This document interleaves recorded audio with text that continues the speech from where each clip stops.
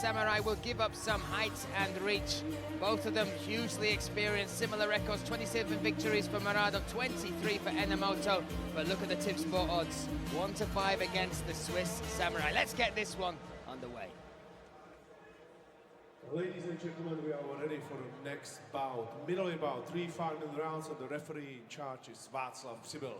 Let me introduce you both fighters, and we will start in the blue corner. He's 41 years old, stands 182 centimeters tall, weight in 84 kilo. Represents Enomoto Dojo. Coaches in his corner are Stefani Bortolozzi, Kenji Bortoluzzi, and Tiziano Visconti. He has a professional record of 38 fights, 23 wins, 9 finishes, 15 losses. Fighting out of Switzerland, Yasube, the Swiss Samurai Enomoto.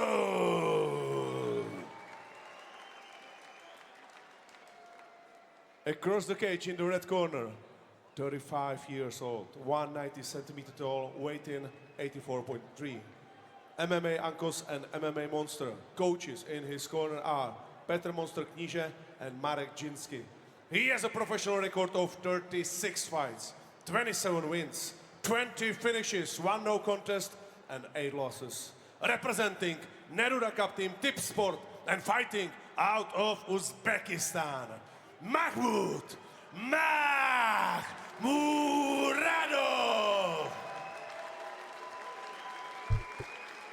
Demak, jangchilar e'lon qilinishdi.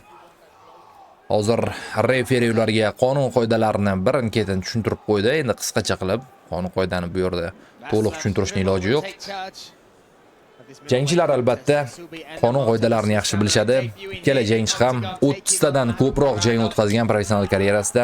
Demak, birinchi raund boshlandi. Hurmat bilan boshlanyapti raund. Low kick bilan demak ilk zarbani ochib berdi Mahmud Murodov.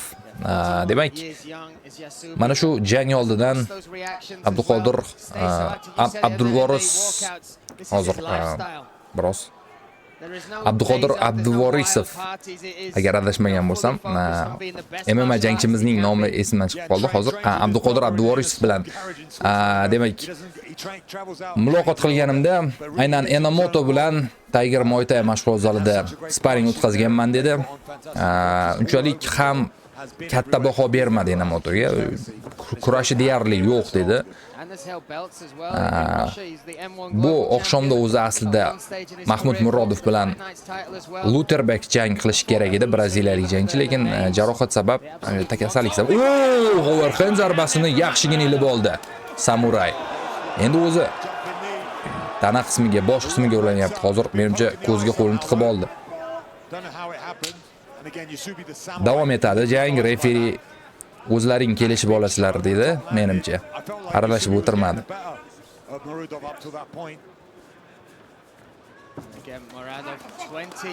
O'ng qo'l zarbasi aniq o'tyapti Mahmud Murodovdan.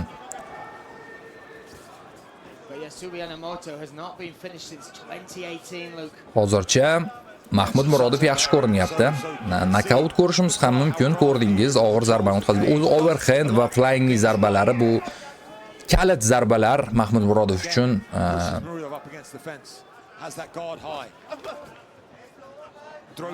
Ikkinchi raqamli bo'lib ishlamoqda hamyurtimiz. Birinchi raqamli jangchi bo'lib Enomoto oktagonni egallab olgan. Mahmud Murodov himoyadan harakat qilmoqda. Tana qismiga zarba, bosh qismiga bo'lgan hujum aniq chiqmadi.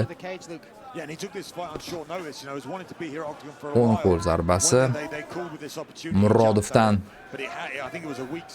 Hozircha og'ir zarbalarni ko'rmay qo'ydik. Birozga to'xtab qolishdi, temp biroz pasayyapti. Oldinga boryapti. Mana bu yerda parterga harakat. Bittada olib o'tdi Mahmud Murodov. Ortiqcha harakat ham qilib o'tirmadi.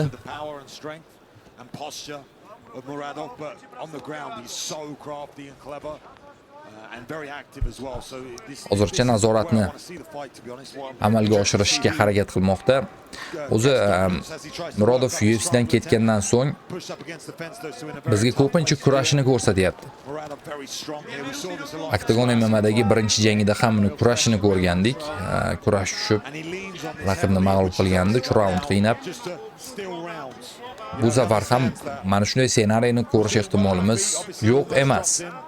But there was still a lot of danger and a lot of pressure from Yusubi, so putting an MMO on his back with a minute and 30 seconds remaining in this first round, very intelligent, high fight IQ.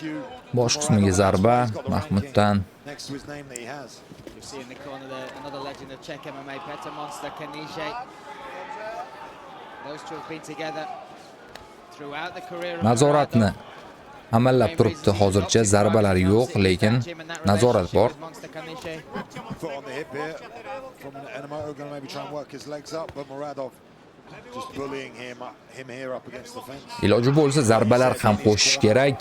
Taking To'g'risini aytaman, birinchi jang o'zi UFC'dan ketgandan so'ng birinchi jangga Mahmud Murodovni zerikarli o'tgan.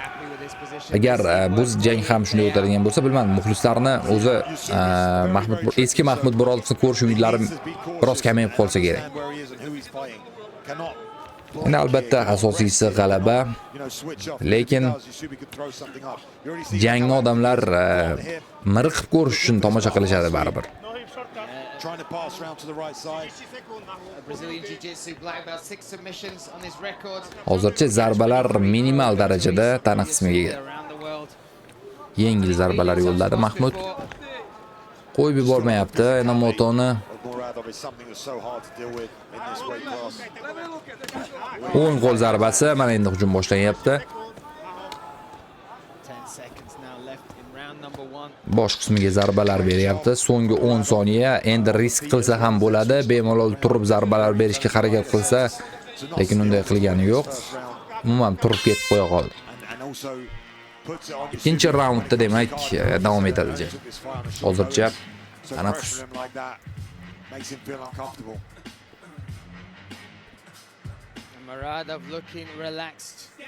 Wanted to stay on this card again. There was talk, well, there is talk, obviously, of the potential fight between him and Kinsel in June at the Fortuna Arena. So when Yolton Lutabak came out, many people thought he'd want to come off the card, just take that fight, work towards that. But he was adamant he wanted to perform. He wanted to put this camp to the test here. And that says a lot about him as well, right? That's him as a competitor, where he is right now. He's not just looking for, you know, the marquee fights. He just wants to fight. Here's that right hand he landed. The rocks, Yusubi. You don't see Takroriy lavhalarni bizga namoyish etishmoqda. going to the body well as well. I like seeing Muradov on the feet. I like seeing him striking. He's so explosive and athletic. Great hands, great hands. Ikkinchi raundga jangchilar taklif qilinishmoqda. All the judges agree. First round goes to Mahmud Muradov. Cage door closes. We are set and ready for round number 2. A potential Yaxshigina charchashgani aniq, middleweight battle. chunki aktiv kurash kechdi. Again, and Emoto Jang demak stoykada davom etadi. Muradov in the red. See if Muradov can peel that pressure off. Chap qo'l zarbasi, He's very good at controlling the center of the cage and pushing backwards. o'ng qo'l zarbasi aniq tarzda chiqyapti. But I feel like Mahmuddan the defense of mana stoykada harakat qilsa ham bo'ladi. Even the way he Endi menimcha balki even the risk way he qilgisi shelled out kelmayotgan. that elbow greeted Muradov as he stepped in as well. Oh, nice too. And I feel like Muradov a little bit lazy on the defense. His offense. Oldinga boryapti Enomoto, birinchi raundda bo'lgani kabi orqaga bir mana havodagi nokaut do'stlar. Shunchaki turib uxlab qoldi, ko'rdingizmi? Zarbani qabul qildi va o'sha joyda o'zi bo'lgandi. Shunchaki qolgani refleks bo'lib ketdi. Instinkt ishlab o'zi kurashga kirib ketib qoldi menimcha. O'zi ba'zi videolarda ko'rgan bo'lsangiz kerak, jangchilar nokaut bo'lib qolgandan keyin hakam bilan, referi bilan kurashib ketishadi. Hozir mana shu jangchi Enomoto aynan shunday holatga tushib qoldi. What a finish by him. Shunchaki ajoyib nokaut, ajoyib g'alaba hamyurtimizni Enomoto. karyerasidagi 28-g'alaba bilan tabriklaymiz. Shuningdek, o'zbek auditoriyasi, o'zbek muxlislarini ham. Demak, birozdan so'ng UFC 313 oqshomi ham boshlanadi. Hozir Mahmud Murodov oktagondan chiqib ketgandan so'ng bu efirga yakun yasayman. UFC 313 oqshomida barchangizni kutib qolaman. Boshidan oxirigacha o'zbek tilida sharhlab boraman. Qiziqarli janglar guvohi bo'lamiz. Bu esa Mahmud Murodovning sevgan yori. You know, put on a great performance, and again, getting a finish like that, that's a highlight reel. He needs a title shot next. If it's interrupt, He's got it. Listen, it's set. Bizga endi rasmiy e'lon qilib qo'ysa bo'lgani.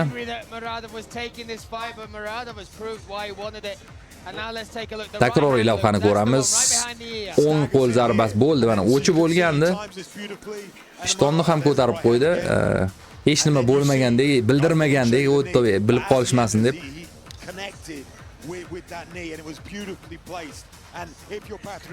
Qisqasi ajoyib g'alaba ko'rdi.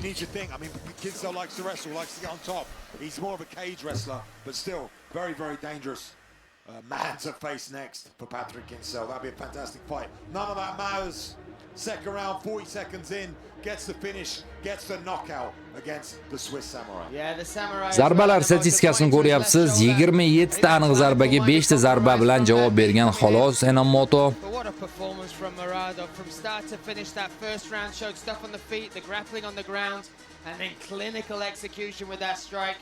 The right hand right behind the Demak, endi e'lon qilib qo'yishsa, shu bilan efirga yakun yasab, UFC 313 oqshomini kutamiz. UFC 313 oqshomida ikkita jang bekor bo'ldi, shu sababdan biroz kechiktirilishi mumkin. Jang oqshomi yana o'z 4:30 dan 5:00 ga ko'chirilgan edi, adashmasam. Endi 5:30 ga ko'chirilishi ham mumkin. Endi 5:30 ga ko'chirilsa umuman olganda yomon bo'lmaydi men uchun. Og'zimni ham yopib olaman. Qulayroq bo'lardi. Demak, eshitamiz. Mahmud Murodov nokaut bilan g'alaba qozonyapti. Do'stlar, men demak, efirga yakun yasayman. Sizlar bilan Shohrux Abubakirov bo'ldi.